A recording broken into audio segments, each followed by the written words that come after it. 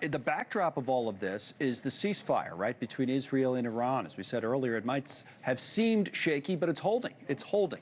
Now, that said, concerns do remain that Iran could turn to cyber attacks against the U.S., targeting critical infrastructure, raising the obvious question, are we prepared? Retired Air Force Lieutenant General Charles Moore joining us now, former Deputy Commander of U.S. Cyber Command.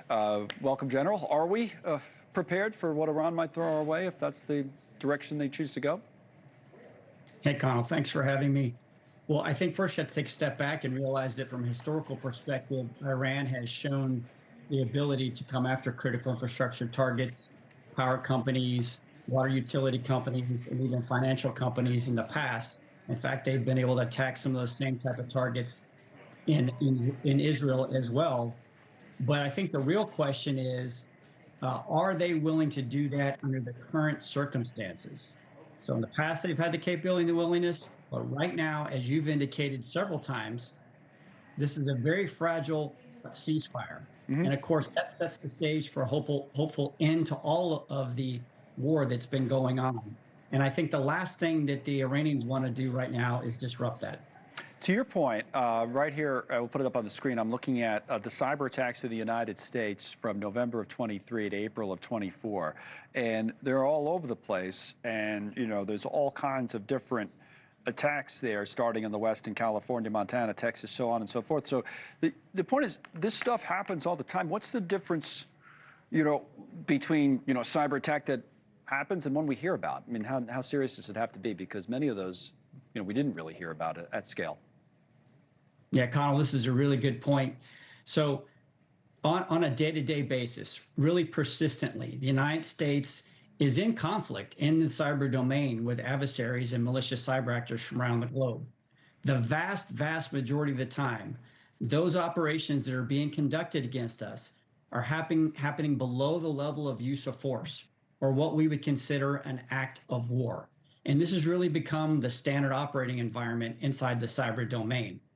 So anytime someone goes above that threshold or takes some type of action that may result in the loss of life or significant economic impact, those types of things, that's when the United States is most likely going to up the ante and potentially escalate, not just inside cyberspace, but potentially in the physical environment as well. Where is that line? Is it defined? It's not clearly defined, and some of that ambiguity is purposeful. But again, most nations at this point, over time and through a lot of dialogue, a lot of diplomacy, and even through just the execution of these operations, the line has really been drawn at loss of life, significant economic impact, some type of attack that might take the ability for a nation to defend itself.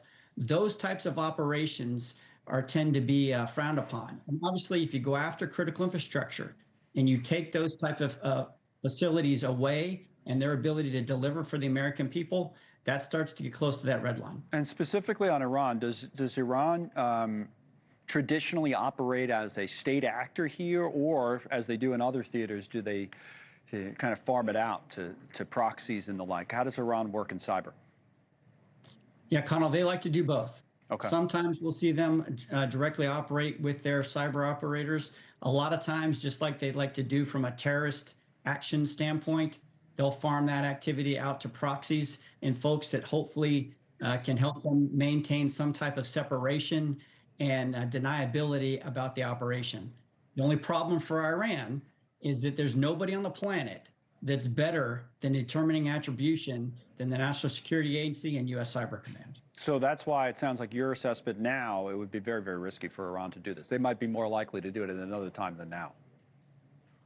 Connell, that's exactly what I think. I think right now, they're very happy to have the United States not conducting any type of offensive operations, whether it's in the physical environment or the cyber environment, against the regime. I think the regime understands that they're in a very precarious situation, and they want to keep the United States on the sidelines and really only in aiding in the defense of Israel, which, of course, we've been doing since the beginning of this conflict. Right. Thank you for watching. Subscribe below and download our NewsNation app right now on your phone, and you will get fact-based, unbiased news for all Americans.